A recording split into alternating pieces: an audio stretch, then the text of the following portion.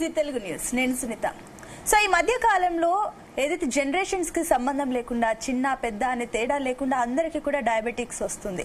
ఈ డయాబెటీస్ ఎందుకు వస్తుంది, అసలు ఎందుకు చిన్నపిల్లల్లో కూడా ఎందుకు స్టార్ట్ అవుతుంది, అండ్ సహజంగా అయితే 40 ఏళ్ల తర్వాత రావాలి డయాబెటీస్, కానీ ఈ మధ్య పిల్లలతో సహా అందరికి కూడా వచ్చేస్తుంది. కాబట్టి అసలు దీనికి గల మెయిన్ కారణం ఏంటంటే డాక్టర్లు చెప్తున్నారు ఈ డయాబెటీస్ అంటే అవగాహన లేకపోవడమే దీనికి ప్రధాన కారణం అని చెప్పేసి డాక్టర్లు అంటున్నారు. దీనికి అవగాహన కల్పించడానికి ఈ రోజు మనతో పాటు ఉన్నారు డాక్టర్ ఇనామ్ గారు, senior consultant in homeo care international. Doctor కి వెల్కమ్ చెప్పుకొని ప్రోగ్రామ్ స్టార్ట్ చేద్దాం. డాక్టర్ గారు నమస్తే అండి. నమస్తే అండి. సో డాక్టర్ గారు, మనం ఇందాక చెప్పుకున్నట్లుగా అసలు ఏదైతే వయస్సుతో సంబంధం లేకుండా ఈ డయాబెటీస్ అనేది అందరిలో వస్తుంది. అసలు ఈ డయాబెటీస్ అంటే ఏంటి, ఇందులో ఏమైనా టైప్స్ ఆఫ్ డయాబెటీస్ ఉంటాయా? యా, డెఫినెట్లీ అండి. డయాబెటీస్ అంటే చూడండి, మనకు 2 రకాల డయాబెటీస్ అనేది ఉంటుందన్నమాట ముఖ్యంగా. అలాగే మనకు వేరే డయాబెటీస్ కూడా ఉంటుంది. సో మెయిన్ వచ్చే డయాబెటీస్ ఏంటంటే టైప్ 2 డయాబెటీస్ అన్నట్లు మనం చెప్తాము. సో ఈ టైప్ 2 డయాబెటీసే మనకు 40 ఏజ్ తర్వాత కానీ లేదంటే mid-30s చాలామందికి ఇదే డయాబెటీస్ అటాక్ అవ్వడం అనేది జరుగుతుందన్నమాట. ఇప్పుడు కారణాలకు వచ్చేస్తే ప్రతి డయాబెటీస్కి డిఫరెంట్ రీజన్స్ అనేది ఉంటుందన్నమాట. ఇప్పుడు ఒకటొకటి మనం చూసుకుంటే, ఫర్ ఎగ్జాంపుల్ టైప్ 1 డయాబెటీస్ నుంచి మొదలు పెడదాము. టైప్ 1 డయాబెటీస్ అంటే ఇది చాలా తక్కువ మందిలో రావడం జరుగుతుంది. అండ్ దీనికి మనం ఇన్సులిన్ డిపెండెంట్ డయాబెటీస్ అన్నట్లు కూడా చెప్తూ ఉంటాము. అంటే టైప్ 1 డయాబెటీస్ వస్తే ఖచ్చితంగా ఇన్సులిన్ అనేది వేసుకోవాలి, వేరే దారి లేదు. దాని కొరకు ఇన్సులిన్ డిపెండెంట్ డయాబెటీస్ అని చెప్తూ ఉంటాం అన్నమాట. ఈ డయాబెటీస్ యూజువల్లీ చిన్నపిల్లల్లోనే ఎక్కువగా చూస్తాము, లేదంటే యంగ్ అడల్ట్స్లో ఎక్కువగా చూస్తాము. సో ఈ డయాబెటీస్ రావడానికి కారణం ఏముంటుంది అంటే దిస్ ఈజ్ డిఫరెంట్ థింగ్. ఇది మన బాడీలో ఒక గ్రంథి ఉంటుంది, ప్యాంక్రియా అన్నట్లు. సో ఈ ప్యాంక్రియా ఏం చేయాలంటే ఇన్సులిన్ అనే ఒక హార్మోన్ని ఉత్పత్తి చేయాలి. సో ఈ ప్యాంక్రియా ఆ పని కరెక్ట్గా చెయ్యలేకపోవడం జరుగుతుంది అనమాట. లేదంటే ప్యాంక్రియా కొంచెం తక్కువ ఇన్సులిన్ అనేది ఉత్పత్తి చేయడం అనేది జరుగుతుంది. దాని మూలన డయాబెటీస్ అనేది రావడం జరుగుతుంది. ఇది చిన్న పిల్లల్లోనే ఉంటుంది అండ్ ఇది జెనెటిక్ ప్రాబ్లం మూలననే ఈ ప్రాబ్లం ఎక్కువగా వస్తుంది, టైప్ 1 డయాబెటీస్. టైప్ 2 డయాబెటీస్ అంటే ఇది మనకు యంగ్ అడల్ట్స్లో కాకుండా ఓల్డ్ ఏజ్లో ఎక్కువగా మనం చూస్తూ ఉంటాము. అండ్ ఈ టైప్ 2 డయాబెటీస్ వైడ్లీ ఇదే వస్తుంది. అంటే 90% జనాలకు టైప్ 2 డయాబెటీసే రావడం జరుగుతుంది. ఇది రావడానికి రీజన్స్ ఏమున్నాయి అన్నట్లు మనం చూసుకుంటే దీనికి ఎక్వైర్డ్ రీజన్స్ కూడా ఉంటాయి అండ్ జెనెటిక్ రీజన్స్ కూడా ఉంటాయి. అంటే మీ ఫ్యామిలీలో మీ మదర్ ఫాదర్కి ఎవరికైనా తాత ముత్తాతల్లో డయాబెటీస్ అనబడే వ్యాధి ఉంటే మీకు వచ్చే అవకాశం ఉంటుంది. ఇది ఒకటి. రెండోది ఏంటంటే ఎక్వైర్డ్, అంటే మనం చేసే పనులు బట్టి ఈ వ్యాధి రావడం. సో అదేముంది, స్ట్రెస్ అన్నమాట. ఎక్కువగా సైకాలజికల్ స్ట్రెస్ చాలా ఉంది, టెన్షన్స్ చాలా తీసుకుంటున్నారు, లైఫ్ స్టైల్ కరెక్ట్గా లేదు అండ్ మీ డైట్ కరెక్ట్గా లేదు. సో దాని మూలన మనకు ఇది ట్రిగర్ అవ్వడం అనేది జరుగుతుంది. అండ్ కొంతమందికి ఏంటంటే ప్యాంక్రియాటైటిస్ అనబడే ఒక ప్రాబ్లం వస్తుంది అనమాట. అంటే ప్యాంక్రియాస్ మీద వాపు అనేది రావడం జరుగుతుంది. దాని నుంచి ఇన్సులిన్ ప్రొడక్షన్ కొంచెం తక్కువైపోయి రావడం అనేది కూడా జరుగుతుంది అనమాట. ఇది టైప్ 2 ఉంటుంది. ఇంకొకటి ఉంటుంది జెస్టేషనల్ డయాబెటీస్ అంటాం దానికి. జెస్టేషనల్ డయాబెటీస్ అంటే మీరు కూడా చాలామంది వినుంటారు, ప్రెగ్నెన్సీలో షుగర్ వచ్చేసింది, దాని తర్వాత మళ్ళీ తక్కువైపోయింది, లేదంటే కొంతమంది 30% జనాలకు ప్రెగ్నెన్సీ తర్వాత కూడా కంటిన్యూ అవుతుంది. సో ప్రెగ్నెన్సీలో వచ్చే డయాబెటీస్ని మనం జెస్టేషనల్ డయాబెటీస్ అని చెప్తాము. ఇది రావడానికి రీజన్ ఏముంది అన్నట్లు చూసుకుంటే, ప్రెగ్నెంట్ ఉన్నప్పుడు మన లోపల కొన్ని హార్మోన్స్ అనేది ఎక్కువగా ఉత్పత్తి అవ్వడం జరుగుతుంది. ఆ హార్మోన్స్ మూలన మనకు ఈ డయాబెటీస్ అనేది రావడం జరుగుతుంది. అండ్ డెలివరీ తర్వాత ఆటోమేటిక్ ఆల్మోస్ట్ 70% జనాలకి ఈ ప్రాబ్లం మళ్ళీ ఉండదు. కానీ ఒకవేళ ప్రెగ్నెన్సీలో మీకు ఈ డయాబెటీస్ వచ్చింది, మ్యాక్సిమం జనాలకు తెలియదు, మీ డాక్టరే టెస్ట్ చేపిస్తారు. ఒకవేళ మనం తీసుకోలేదు మందులు, లేదంటే మనకు తెలియలేదు అంటే కాంప్లికేషన్స్, పుట్టబోయే బేబీకి కాంప్లికేషన్స్ వస్తుందన్నమాట. అంటే పెద్ద తల అనేది రావడం, అలాంటి ప్రాబ్లమ్స్ అనేటివి వస్తుందన్నమాట. సో ఇదొకటి. దీని తర్వాత ప్రీ డయాబెటీస్ అంటాము. ప్రీ డయాబెటీస్ అంటే డయాబెటీస్కి ముందు స్టేజ్ అనమాట ఇది. అంటే ఇప్పుడు మనం టెస్టులు చేస్తే కొంచెం ఎక్కువ అనేది మనకు వాల్యూస్ రావడం జరుగుతుంది. కానీ కొంచెం ఎక్కువనే, చాలా ఎక్కువ కూడా కాదు. చాలా ఎక్కువ వస్తే డయాబెటీస్ వస్తుంది. చాలా ఎక్కువ కాకుండా కొంచెం ఎక్కువ వచ్చింది అంటే దానికి ప్రీ డయాబెటీస్ అంటాము. దీనికి ఎలాంటి ట్రీట్మెంట్ అనేది అవసరం మీకు పడదు. ఓన్లీ లైఫ్ స్టైల్ చేంజెస్ మీరు చేసుకుంటే ఇది సెట్ అయిపోవడం జరుగుతుంది. దీనికి ప్రీ డయాబెటీస్ అని చెప్తూ ఉంటాం అన్నమాట. సో ఇన్ని రకాల డయాబెటీస్ మనకు ఉండడం జరుగుతుంది. మాక్సిమం టైప్ 2 డయాబెటీసే ఉంటుంది అన్నమాట. ఓకే డాక్టర్, చాలా చక్కగా చెప్పారు ఏ ఏజ్ ఫ్యాక్టర్స్ లో ఎలా ఉంటుందో కూడా. అండ్ కమింగ్ టు అసలు ఈ డయాబెటీస్ ని గుర్తించడం కూడా చాలా మెయిన్ థింగ్ కాబట్టి దీన్ని ఎలా గుర్తించాలి? అండ్ ఇందాక మీరు చెప్పినట్లుగా బ్లడ్ లెవెల్స్ లో షుగర్ ఎంత ఎక్కువ ఉంటే డయాబెటీస్ అన్నట్టు. యా, సో ఎలా గుర్తించాలి? ఇది చాలా పెద్ద ప్రశ్న అన్నమాట. ఎందుకంటే diabetes is a silent disease అన్నమాట. అంటే చాలా మందిలో ఈ డయాబెటీస్ అనేది యాక్సిడెంటల్గానే డిటెక్ట్ అవ్వడం జరుగుతుంది. హెల్త్ చెకప్ చేయించుకుంటున్నాము, ఏదో పళ్ళ నొప్పని వెళ్ళినాము, లేదంటే ఏదో వేరే ప్రాబ్లంకి వెళ్ళాము, డాక్టర్ రాసిచ్చారు, అప్పుడు తెలిసింది. అప్పుడు వరకు లక్షణాలే లేకుండే మనకు. సో ఇలా సైలెంట్ డిసీజ్ అనమాట. So we can say K by each and every person is diabetic until and unless he haven't done his test అనమాట. టెస్ట్లు చేసినప్పుడు వరకు మనం డయాబెటీస్ అని చెప్పవచ్చు ఈ కాలంలో. సో ఎలా గుర్తించుకోవాలి, లక్షణాలు ఎలా ఉంటాయి ఒకవేళ వచ్చేస్తే? ఫస్ట్ థింగ్ ఏంటంటే దాహం ఎక్కువ అవ్వడం జరుగుతూ ఉంటుంది అనమాట. నార్మల్కైనా ఎక్కువ దాహం అవ్వడం అండ్ వాళ్ళ పేదాలు అనేది, మౌత్ అనేది డ్రై అయిపోవడం, డ్రైనెస్ ఉండడం, ఇది ఫస్ట్ థింగ్ అనేది మనం చూస్తూ ఉంటాము. దాంతో సహా యూరినేషన్ కూడా కొంచెం ఎక్కువ ఉంటుంది. ఎక్కువ సార్లు బాత్రూమ్ వెళ్ళాల్సిన అవసరం అనేది ఉంటుంది. వాటర్ తాగుతున్నాము, బాత్రూమ్కి వెళ్తున్నాము, ఈ రెండు పనులు చాలా ఎక్కువైపోవడం జరుగుతుంది అనమాట. దీంతో సహా నెక్స్ట్ ఏముంటుందంటే అన్ఎక్స్ప్లెయిన్డ్ వెయిట్ లాస్ అన్నమాట. మనం హెల్దీగానే ఉన్నాము, ఇలాంటి ప్రాబ్లం లేదు, మంచిగానే తింటున్నాం, అన్నీ మంచిగానే ఉన్నాయి, కానీ వెయిట్ మాత్రం డ్రాస్టికల్లీ తక్కువ అవుతుంది, అన్ఎక్స్ప్లెయిన్డ్గా తక్కువ అవుతుంది. ఇది మనకు డయాబెటీస్లో మనం చూస్తూ ఉంటాం అన్నమాట. సో ఇది కూడా ఒక థింగ్ ఉంటుంది. దీంతో సహా కొంచెం ఎక్కువగా తినడం అనేది జరుగుతూ ఉంటుంది. తిన్నా కూడా మనకు బాడీకి పడదు, వెయిట్ లాస్ అవుతూ ఉంటుంది. సెక్షువల్ ప్రాబ్లమ్స్ అనేటివి వస్తూ ఉంటాయి. అండ్ ఎప్పుడైనా మనకు దెబ్బ తగిలింది, కాళ్ళకైనా చేతులకైనా ఎనీవేర్, సో అది నార్మల్ టైంకైనా ఎక్కువ టైం తీసుకుంటుంది హీల్ అవ్వడానికి, తొందరగా హీల్ అవ్వదు. అది కూడా ఒక ప్రాబ్లం అనేది ఉండడం జరుగుతుంది అనమాట. సో ఇది జనరల్ ప్రాబ్లమ్స్ మనం చూస్తూ ఉంటాము. ఫ్రీక్వెంట్గా కొంతమందికి స్కిన్ ప్రాబ్లమ్స్ కూడా వస్తూ ఉంటాయి డయాబెటీస్ ఉన్న వాళ్ళలో. So these are the general things. దీనికే మనం స్టార్టింగ్ స్టేజెస్లో దాహం ఎక్కువ అవుతుంది, యూరిన్ ఎక్కువ పోతున్నాము, వెయిట్ లాస్ ఎక్కువ అవుతుంది, దీనికి మనం అర్థం చేసుకోవాలికి పోయి ఉంది. దీనికి లైట్ తీసుకుంటే మళ్ళీ వేరే ప్రాబ్లమ్స్ వస్తాయి. ఇప్పుడు coming to the next question కి బై ఎంత ఉండాలి, ఎంత ఉంటే డయాబెటీస్ అని మనం చెప్తాము అన్నట్లు చూసుకుంటే ఇందులో ముఖ్యంగా 3 టెస్టులు ఉంటాయండి. ఒకటి ఫాస్టింగ్ అంటే తినక ముందు చేస్తాము, ఇంకొకటి పోస్ట్ లంచ్ తిన్న తర్వాత చేస్తాము, ఇంకొకటి HbA1c అని ఒక టెస్ట్ ఉంటుంది. ఇది 3 నెలలకు ఒకసారి చేపిస్తాము. ఇందులో యావరేజ్గా ఎంత ఉందన్నట్లు మనకు తెలుస్తుంది. సో ఫాస్టింగ్ అనేది మనకు 100కైనా తక్కువ ఉండాలి. So you are not a diabetic person. ఒకవేళ 100 నుంచి 110 వరకు మీకు వస్తుందనుకోండి, యు ఆర్ ప్రీ డయాబెటిక్ అనమాట. అంటే మీకు డయాబెటిక్స్ వచ్చే అవకాశాలు ఉన్నాయి, ఇంకా కొన్ని నెలల్లో కానీ సంవత్సరంలో కానీ మీకు డయాబెటీస్ వచ్చేస్తుంది అన్నట్లు ఒక రెడ్ ఫ్లాగ్ అనుకోండి.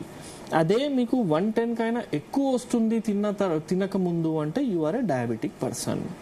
అదే పోస్ట్ లంచ్ అంటే తిన్న తర్వాత ఎంత వస్తుంది, తిన్న తర్వాత 180కైనా ఎక్కువ మనకు చూపిస్తుంది అంటే you are a diabetic person అనమాట. అదే మనం HbA1c 3 నెలలకు ఒక్కసారి టెస్ట్ చేపిస్తాము. ఆ A1c టెస్ట్ ఎంత ఉండాలి అంటే అది 5.5కైనా కింద ఉంటే యు ఆర్ హెల్దీ. 5.5 ఉన్నా కూడా హెల్దీ.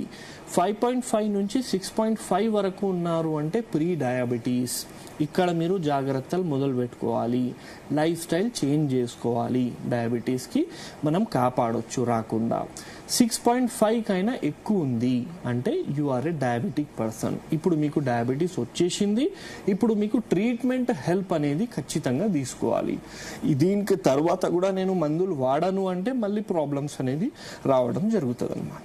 అయితే డాక్టర్ ఇంకొకటి ఏంటంటే కూడా మీరు అన్నట్లు ఈ డయాబెటీస్ చాలా సైలెంట్ గా ఏదైతే వస్తుందో కూడా చాలా మంది గుర్తించడంలో కొంచెం డిలే అవ్వచ్చు అండ్ ఇంకేదైనా అవ్వచ్చు.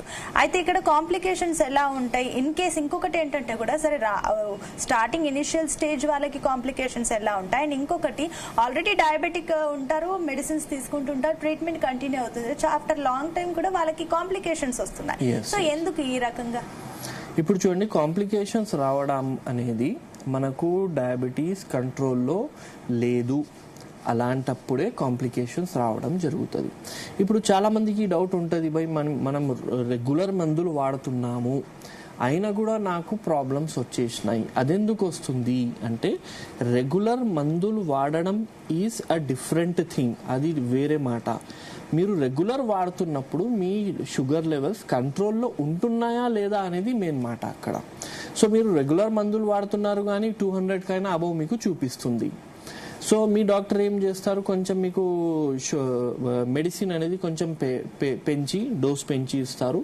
దాని తర్వాత కొన్ని రోజులు బాగానే ఉంటుంది, మళ్ళీ పెరగడం అనేది జరుగుతుంది. ఇక్కడ తప్పు అనేది పేషెంట్ తరఫు నుంచి జరుగుతుంది. ఏం జరుగుతుంది అంటే నేను ఒక 2 times టీ తీసుకుంటానండి అంటారు.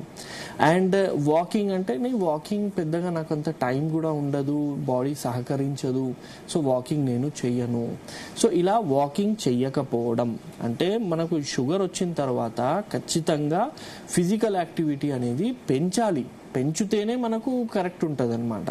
సో ఫిజికల్ యాక్టివిటీస్ పెంచకుండా మీ డైట్లో పెద్దగా చేంజెస్ తీసుకురాకుండా మనం అలాగే మందులు వాడుతున్నామంటే మందుల డోసులు కూడా పెరుగుతూ ఉంటుంది.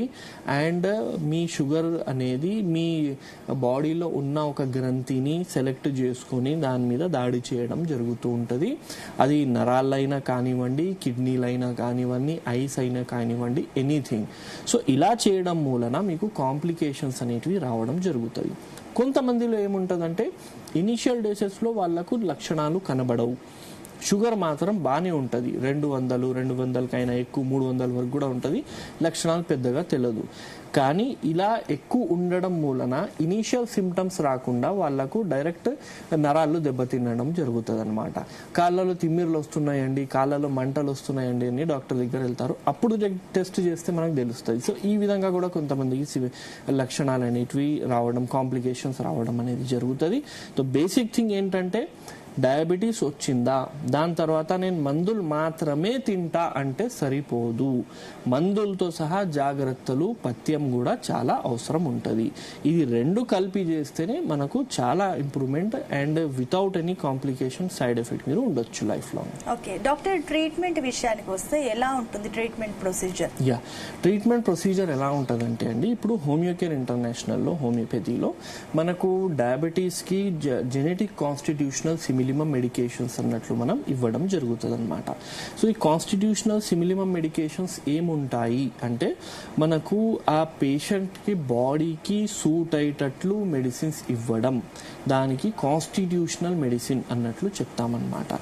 సో దాని నుంచి ఏంటంటే ఇన్సులిన్ రెసిస్టెన్స్ అనేది కొంచెం తక్కువ అవ్వడం జరుగుతుంది. ఇన్సులిన్ రెసిస్టెన్స్ అంటే ఏంటి, మన బాడీలో ఇన్సులిన్ అనబడే ఒక హార్మోన్ ఉంటుంది, అది బరాబరే ఉంది కానీ బాడీ దానికి యూజ్ చేయలేకపోతుంది. సో దీనికి ఇన్సులిన్ రెసిస్టెన్స్ అంటాము. ఆ యూజ్ చేయలేకపోవడం వల్లనే మనకు షుగర్ అనేది బ్లడ్లో పెరిగిపోవడం జరుగుతుంది. యూజువల్ ఏమవుతుందంటే ఇన్సులిన్ అనేది ఉండడం, మనం ఏం ఫుడ్ తింటాము ఆ ఫుడ్ నుంచి బాడీ గ్లూకోజ్ తయారు చేసుకుంటుంది. సో ఆ గ్లూకోజ్ మన బ్లడ్ స్ట్రీమ్లో మొత్తం బాడీలో వెళ్తూ ఉంటుంది అనమాట. అదే గ్లూకోజ్ మూలననే మన బాడీలో నడుస్తున్న అన్ని ఫంక్షన్స్ జరుగుతూ ఉంటాయి. ఈ గ్లూకోజ్ అనేది సెల్ లోపల పోవాలి అంటే మనకు కీ లాగా ఇన్సులిన్ కావాలి. సో ఆ ఇన్సులిన్ అనేది కరెక్ట్గా బాడీ యూస్ చేయలేకపోతుంది, ఈ గ్లూకోజ్ లోపల సెల్లో పోదు అండ్ బాడీ మన బ్లడ్లో పెరిగిపోతుంది. సో ఇది యూజువలీ జరుగుతుంది. ఈ కండిషన్ని ఇన్సులిన్ రెసిస్టెన్స్ అంటాము. సో జెనెటిక్ కాన్స్టిట్యూషనల్ సిమిలియం మెడికేషన్స్తో ఏంటంటే ఈ ఇన్సులిన్ రెసిస్టెన్స్కి మనం తక్కువ చేస్తాము. సో ఇలా హోమియోపతిక్ మెడిసిన్స్ వాడితే మనకు లాంగ్ టర్మ్లో వితౌట్ ఎనీ సైడ్ ఎఫెక్ట్స్ అనేటివి ఉంటాయి. సైడ్ ఎఫెక్ట్స్ ఒకవేళ వస్తున్నాయంటే పూర్తిగా సైడ్ ఎఫెక్ట్స్ నార్మల్ అయిపోవడం అనేది జరుగుతూ ఉంటుంది. And safe without any side effect homoeopathic medicines will work in diabetes అన్నమాట. ఓకే, అయితే డాక్టర్ గారు ఇందాక మీరు చెప్పినట్లు ఓన్లీ ట్రీట్మెంట్ మాత్రం సరిపోదు, జాగ్రత్తలు అండ్ అదే విధంగా పథ్యం కూడా ఉండాల్సిన అవసరం ఉంటుందని మీరు చెప్పారు. కాబట్టి ఈ డైట్ విషయానికి వస్తే ఆల్రెడీ డయాబెటిక్ అయితే ఎలాంటి జాగ్రత్తలు తీసుకోవాలి, and in case healthy person ముందుగానే డయాబెటిక్స్ రాకుండా ప్రీ డయాబెటిక్ వాళ్ళైనా కానీ ఫుడ్ విషయంలో ఎలాంటి జాగ్రత్తలు తీసుకోవాలి? ఫుడ్ విషయంలో జాగ్రత్తలు అంటే చూడండి, డయాబెటీస్ ఉన్న వాళ్ళలో సింపుల్ డైట్ ప్లాన్ అనేది ఉంటుంది. మనం దానికి కాంప్లికేటెడ్ చేసుకున్నాము. ఫస్ట్ థింగ్ పట్టుదల ఉండాలి. మనం ఈరోజు చీట్ చేద్దాము రేపు చీట్ చేద్దాం అన్నట్లు కాకుండా ఫస్ట్ అనేది షుగర్ మానేయాలి. అంటే స్వీట్ తీపు ఐటమ్స్ మనం అస్సలు దాని జోలికి వెళ్ళకూడదు, ఫస్ట్ థింగ్. రెండో థింగ్ ఏంటంటే కొంచెం కార్బోహైడ్రేట్స్ ఎక్కువ ఉన్న పదార్థాలు మనం కొంచెం తక్కువ తీసుకోవాలి. కార్బోహైడ్రేట్స్ ఎక్కువ దేంట్లో ఉంటుంది అన్నట్లు చూసుకుంటే మనకు రైస్లో ఎక్కువగా కార్బోహైడ్రేట్స్ అనేటివి ఉంటుంది. అందుకొరకు మనం రైస్ తక్కువ తినండి అన్నట్లు చెప్తామన్నమాట. సో ఇంకొకటి ఏంటంటే ఇప్పుడు మ్యాక్సిమం అందరి దగ్గర ఫోన్ ఉంది, అందరు చదువుకున్న వాళ్ళు ఉన్నారు. సో డయాబెటీస్ వచ్చిన తర్వాత మనం ఏదైనా ఫుడ్ తింటున్నాము అంటే గ్లైసిమిక్ ఇండెక్స్ అని గుర్తుపెట్టుకోండి. సో ఈ ఫుడ్ తింటున్నాము, ఈ ఫుడ్ది గ్లైసిమిక్ ఇండెక్స్ ఎంత ఉంది అన్నట్లు కొట్టుకొని చూడండి. ఎక్కువ గ్లైసిమిక్ ఇండెక్స్ ఉంది అంటే ఈ ఫుడ్ ఐటమ్ మీకు మంచిది కాదు, దీని నుంచి చాలా షుగర్ పెరిగిపోతుంది అన్నట్లు అర్థం. అయినా కొన్ని నేను చెప్తాను. ఇప్పుడు ఫ్రూట్స్ ఉంది, ఫ్రూట్స్లో మ్యాక్సిమం అన్ని రకాల ఫ్రూట్స్ మీరు ఎంత కావాలంటే అన్ని తీసుకోవచ్చు. కొన్ని ఫ్రూట్స్ తప్ప, అది ఏముంది, మామిడి పండు ఉంది అంటే మ్యాంగోస్ అండ్ సపోటా అండ్ దీంతో సహా కేలా అంటే హిందీలో మౌజ్ అంటాము, అరటిపండు. సో అరటిపండు కూడా తీసుకోకూడదు, మామిడి పండు కూడా తీసుకోకూడదు, సటాఫల్ పండు కూడా తీసుకోకూడదు అండ్ సపోటా కూడా తీసుకోకూడదు. ఈ 4 తప్ప అన్ని రకాల ఫ్రూట్స్ మీరు తినొచ్చు, మంచిగా హాయిగా ఎంత కావాలంటే అంత తినొచ్చు. ఇవి కూడా తినొచ్చు కానీ చాలా లిమిట్లో. ఇది ఫస్ట్ మనకు ఫ్రూట్స్లో వచ్చేసింది. ఇప్పుడు రెండోది మనకు ఆయిల్ కొంచెం తక్కువ చేసుకోవాలి, సాల్ట్ కొంచెం తక్కువ చేసుకోవాలి డైట్లో. స్వీట్ అయితే పూర్తిగా మనం బంద్ చేసుకోవాలి. ధాన్యాలు మనం మంచిగా హాయిగా ఎంత కావాలంటే అంత ధాన్యాలు మనం తీసుకోవచ్చు. అండ్ రైస్ ఐటమ్ మాత్రం తీసుకోకండి. చాలా క్రేవింగ్ ఉంది రైస్ అంటే బ్రౌన్ రైస్ తినండి, హెల్త్ కోసం చాలా మంచిది. దాని నుంచి అంత షుగర్ కూడా స్పైకప్ అనేది అవ్వదు. అండ్ ఇది జ్యూసెస్ కూడా మీరు తాగకూడదు. ఒకవేళ యాపిల్ జ్యూస్ తాగాలనిపిస్తుంది, యాపిల్ తినేయండి, జ్యూస్ మాత్రం తాగకండి. ఇప్పుడు కొంతమంది ఏమంటారంటే వితౌట్ షుగర్ నేను జ్యూస్ తాగుతాను సార్, అలా నడవచ్చా? సో అలా కూడా నడవదు. మీరు జ్యూస్ చేసినప్పుడు ఏమవుతుందంటే దాని లోపల ఉన్న ఫైబర్స్ వెళ్ళిపోతాయి, అగైన్ షుగర్ విల్ స్పైకప్ అన్నమాట. కాబట్టి ఏ జ్యూస్లు కూడా మీకు మంచిది కాదు ఆరోగ్యం కోసం. అలాగే సాఫ్ట్ డ్రింక్స్, కూల్డ్ డ్రింక్స్ కూడా మనకు చాలా మంది తాగే అలవాటు ఉంటుంది. అది కూడా మీకు టోటల్గా మీరు బంద్ చేయాల్సిన అవసరం ఉంటుంది. ఆల్కహాల్ కన్జంప్షన్ చాలా అంటే చాలా హానికరం అన్నమాట. ఆల్కహాల్ కన్జంప్షన్ చేయకూడదు షుగర్ ఉన్న వాళ్ళు. So this is the thing. ఇంత మీరు ఫాలో చేసుకున్నారు సరిపోతుంది. దీంతో సహా వాకింగ్ పెట్టుకోవాలి. వాకింగ్ అంటే ఓన్లీ వాకింగే కాదు, మీరు జిమ్ చేస్తున్నారా, వెరీ గుడ్. మీరు వాక్ చేస్తున్నారా, వెరీ వెరీ గుడ్. మీరు స్విమ్మింగ్ చేస్తున్నారా, that is also very good habit. మీ బాడీ శ్రమ పడాలి. Wherever you see the steps ఎక్కడ మనం చూస్తాము, స్టెప్స్ నుంచి వెళ్ళండి. 1-2 ఫ్లోర్స్లో ఏం ప్రాబ్లం అవుతుంది, స్టెప్స్ నుంచి వెళ్ళాలి. సో ఇలా బాడీకి ఫుల్ వర్కౌట్లో పెట్టాలి. ఉన్న షుగర్ అనేది, గ్లూకోజ్ అనేది మీ బ్లడ్లో యూజ్ అయిపోయినట్టు ఉండాలి. ఒకటే చోట కూర్చుంటున్నామంటే అది యూజ్ అవ్వదు, మీ షుగర్ అనేది పెరుగుతూ ఉంటుంది. ఒకవైపు నుంచి మీరు మంచిగా తింటూ కూడా ఉంటారు. So this is the life style you have to maintain, this is the diet you have to maintain. ఇది మనం చేసినామంటే షుగర్ని కంట్రోల్ చేయడం పెద్ద విషయం ఏం కాదు, ఈజీలీ షుగర్ కంట్రోల్ అయిపోతుంది. అంటే డాక్టర్ ఇంకొకటి, చాలా మందికి ప్రజలకి ఒక అపోహ, డయాబెటీస్ వస్తే ఇంకా అది వెళ్ళదు, అది అంతే, ఇంకా దీర్ఘకాలికంగా అది ఇంతే కంటిన్యూ అయిపోతుంది అని చెప్పేసి ప్రజలు భ్రమపడుతుంటారు. అది నిజమేనా? పార్షియల్ నిజమే అండి. అది డయాబెటీస్ని మనం క్రానిక్ డిసీజ్ అన్నట్లు చెప్తామన్నమాట. క్రానిక్ డిసీజ్ అంటే ఒక్కసారి వచ్చిందంటే పోదు అన్నట్లు చెప్తూ ఉంటారు. హోమియోపతిలో దేర్ ఆర్ ఛాన్సెస్ అనమాట. We have treated many patients, మనకు డయాబెటీస్తో వచ్చారు, దాని తర్వాత మెడిసిన్స్ మాన్పించాము, దాని తర్వాత now they are living very happy and healthier life అనమాట. సో హోమియోపతిలో ఆ చాయిస్ మనకు ఉంటుంది. We can stop the medications. Depends కే బై మీకు కాంప్లికేషన్స్ ఎన్ని ఉన్నాయి, ఎన్ని సంవత్సరాల నుంచి ప్రాబ్లం మీకు ఉంది, మీ డైట్ ఎట్లా ఉంది, అవి అన్నమాట. But homeopathy is very safe medicine, without side effect అనేది మనం ట్రీట్మెంట్ ఇస్తాం కాబట్టి you can adapt homeopathy for the diabetes and its complication. అది ఏ కాంప్లికేషన్ కానివ్వండి, అది మీకు న్యూరోపతి కానివ్వండి, నెఫ్రోపతి కానివ్వండి. న్యూరోపతి ఇప్పుడు చాలా కామన్ అనేది నడుస్తుంది. ఇది న్యూరోపతిలో ఎలాంటి లక్షణాలు మీరు చూస్తారు? నార్మలీ కాళ్ళలో తిమ్మిర్లు వస్తున్నాయి అండ్ కాళ్ళలో మంటలు వస్తున్నాయి. మెయిన్లీ రాత్రిపూట ఈ ప్రాబ్లం అనేది ఏర్పడుతుంది. ఎంత సెన్సిటివ్ కాళ్ళు అయిపోతాయి, వేళ్ళు అయిపోతాయి అంటే మనం దాని మీద ఏదైనా దుపట్టా వేసుకున్నా కూడా, దాని మీద ఏదైనా క్లాత్ పడినా కూడా తీసేస్తామన్నమాట. అంటే ఎలా గుర్తించాలి పేషెంట్లను? వాళ్ళు మొత్తం కప్పుకొని వండుకున్నా కూడా కాళ్ళు మాత్రం బయట పెడతారనమాట. అలా కాళ్ళు బయట పెట్టే వాళ్ళకు ఈ ప్రాబ్లం డయాబెటిక్ న్యూరోపతితో సఫర్ అవుతున్నారు అన్నట్లు మనం చెప్పుకోవచ్చు అనమాట. అలాగే కొంతమందికి ఏంటంటే హిప్స్ ఏరియాలో పెయిన్ అవుతూ ఉంటుంది అనమాట.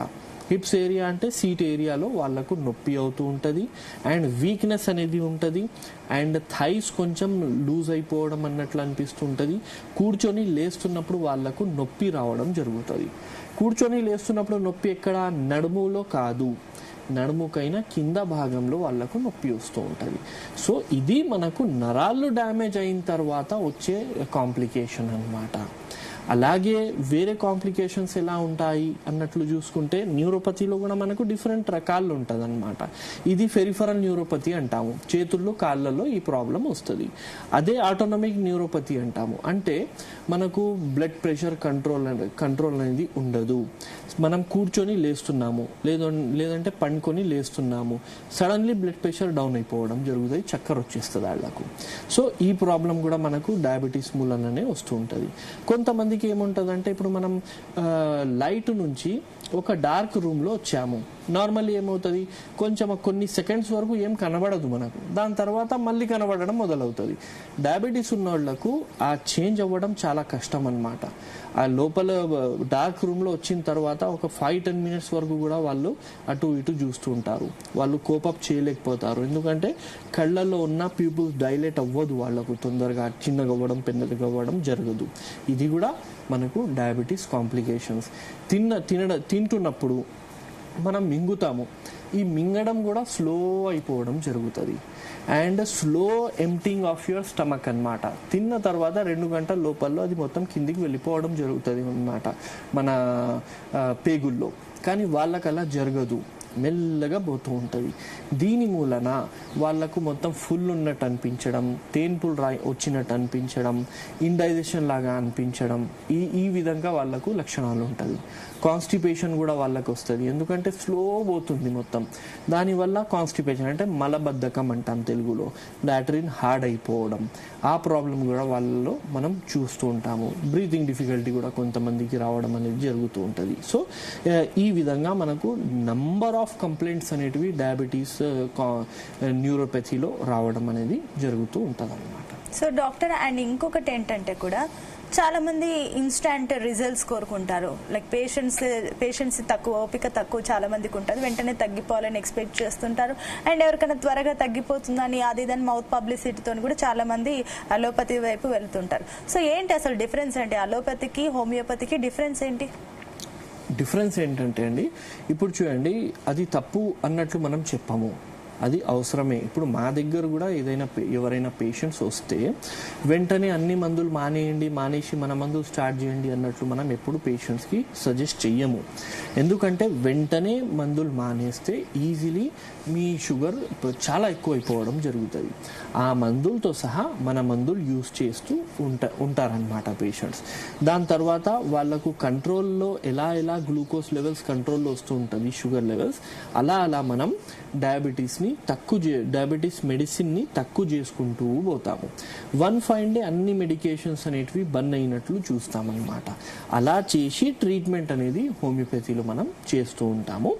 అండ్ ఇప్పుడు సడన్లీ చాలా పెరిగిపోయింది అనుకోండి, అలాంటి సందర్భాల్లో ఎమర్జెన్సీ మెడిసిన్ యూజ్ చేయాల్సిన అవసరం ఉంటుంది. కానీ లాంగ్ లైఫ్ కోసం అండ్ క్రానిక్ డిసీజ్ కాబట్టి మీకు లైఫ్ లాంగ్ ఆ మెడిసిన్స్ కాకుండా homeopathy is an very good alternate. And హోమియోపతిలో మీకు choice there is a choice కే బై పూర్తిగా మెడిసిన్ బంద్ అయిపోవడం అనేది జరుగుతుంది. ఓన్లీ లైఫ్ స్టైల్ చేంజెస్తో happily you can survive your whole life అన్నమాట. Okay, so doctor, so compare to other hospitals కానీ వాట్ ఎవర్ సెంటర్స్, ఎందుకంటే డయాబెటిక్ అంటే ఇప్పుడు గల్లీకొకటి పుట్టుకొచ్చేస్తాయి, చాలా హాస్పిటల్స్ కానీ చాలా సెంటర్స్ కానీ ఇలా ఉన్నాయి కాబట్టి, so what is the difference? Why homeo care? ఇప్పుడు పేషెంట్స్ అడిగితే హోమియో కేర్ ఎందుకని చెప్తారు? హోమియో కేర్ ఎందుకు అంటే చూడండి, ఇప్పుడు హోమియోపతిక్ ట్రీట్మెంట్ అనేది మీకు హోమియోపతి డాక్టర్స్ చాలామంది ఉన్నారు, హోమియోపతిక్ క్లినిక్స్ కూడా ప్రతి ఏరియాలో హోమియోపతిక్ క్లినిక్ కూడా మనకు అవైలబుల్ ఉంది. అక్కడ మన ట్రీట్మెంట్లో డిఫరెన్స్ ఏంటి? The first thing I want you to know K by హోమియోపతిలో 2 రకాల ట్రీట్మెంట్ ఉంటుంది. ఒకటి స్పెసిఫిక్ మెడిసిన్, ఇంకొకటి కాన్స్టిట్యూషనల్ మెడిసిన్. స్పెసిఫిక్ మెడిసిన్ అంటే ఇప్పుడు ఎగ్జాంపుల్గా మనకు పారాసిటమాల్, డోలో అనుకోండి. అందరికీ తెలుసు డోలో అంటే ఫీవర్ వస్తే మనం వేసుకుంటాము. సో ఫీవర్కి స్పెసిఫిక్ మెడిసిన్ ఈస్ డోలో. అలాగే మనకు హోమియోపతిలో కూడా డయాబెటీస్ వస్తే ఈ మెడిసిన్ ఇచ్చేయాలి, అండ్ థైరాయిడ్ వస్తే ఈ మెడిసిన్ ఇచ్చేయాలి, నొప్పులకి మెడిసిన్ ఇచ్చేయాలి అన్నట్లు కొన్ని స్పెసిఫిక్ మెడిసిన్స్ ఉంటాయి. అది అప్ టు సమ్ ఎక్స్టెంట్ చాలా మందికి పనిచేస్తుంది. కానీ constitutional medications what we practice here అంటే కాన్స్టిట్యూషనల్ పర్మనెంట్గా మీకు సొల్యూషన్ అనేది ఇవ్వడం జరుగుతుంది. కొంచెం ప్రొలాంగ్ అవుతుంది, కొంచెం లాంగ్ ట్రీట్మెంట్ మీకు కావచ్చు, కానీ ఈ ప్రాబ్లం అనేది పూర్తిగా తక్కువ అయ్యేటట్లు మనం ఇస్తాము. So this is constitutional what we practice in homeo care international. రెండోది హోమియో కేర్ ఇంటర్నేషనల్లో ఏంటంటే మోర్ దాన్ 300 కైనా ఎక్కువ డాక్టర్స్ ది టీమ్ హోమియో కేర్లో ఉంటుందన్నమాట. అండ్ ఒక పేషెంట్ మాతో ట్రీట్మెంట్ తీసుకోవడం తర్వాత ఒకవేళ 2 to 3 monthsలో డిజైరబుల్ మనం ఎంత రిజల్ట్ మనకు కావాలి అంత రిజల్ట్ రాకపోతే ఆటోమేటికల్లీ వాళ్ళ కేసు అనేది మనకు రీసెర్చ్ టీమ్కి ఫార్వర్డ్ అయిపోతుంది. సో రీసెర్చ్ టీమ్ వాళ్ళు కూడా చూస్తారనమాట. సో ఇలా we work as a team. Finally పేషెంట్కి రిజల్ట్ రావాలి అన్నట్లు మనం చేస్తాం కాబట్టి you can prefer homeo care international. Okay doctor, so ఫైనల్గా మన ప్రోగ్రామ్ చూస్తున్న వ్యూవర్స్కి అండ్ అదే విధంగా వాళ్ళకి మీరు ఏం చెప్తారు మెసేజ్? ఫైనల్గా ఏంటంటే నౌఏడేస్ హోమియోపతి చాలా బూమింగ్లో ఉంది.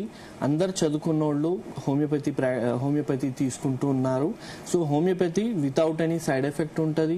అండ్ హోమియోపతి ఉంది. హోమియోపతిలో లాంగ్ టర్మ్ మనకు sinus, allergy, thyroid, diabetes, arthritis అన్ని ప్రాబ్లమ్స్కి ట్రీట్మెంట్ హోమియోపతిలో హోమియో కేర్ ఇంటర్నేషనల్లో ఉంది. You can visit our clinics అన్నమాట. Thank you so much doctor, మీ వాల్యుబుల్ టైం మా కోసం కేటాయించి అండ్ హోమియోపతి గురించి అండ్ అదే విధంగా డయాబెటీస్ గురించి క్లియర్ గా ఎక్స్ప్లెయిన్ చేసినందుకు థ్యాంక్ యూ.